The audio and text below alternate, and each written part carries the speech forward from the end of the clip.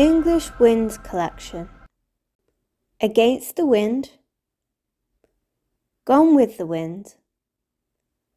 See which way the wind blows. The wind of change.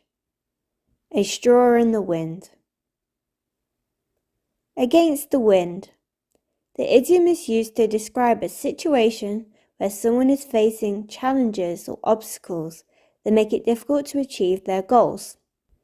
The phrase suggests that the person is pushing forward despite facing resistance.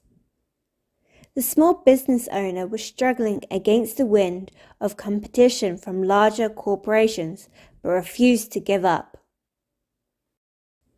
Gone with the wind. This phrase means that something has disappeared or is no longer relevant or important. The popularity of that fashion trend is gone with the wind.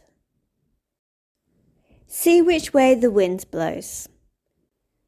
The idiom means to observe a situation before taking action. The phrase suggests that one should wait for clear signs before making a decision in order to avoid being caught off guard by changing circumstances.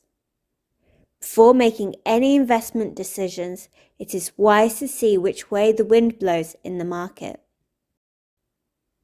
The wind of change. The phrase suggests that change is inevitable and unstoppable, like the wind itself.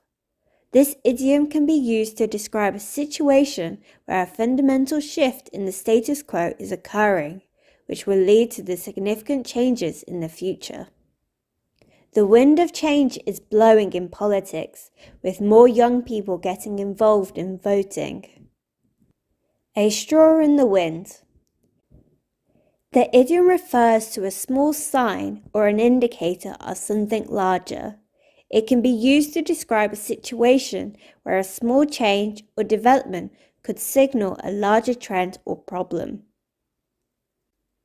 The social media post criticizing the company's customer service was a straw in the wind that the company's reputation was at risk.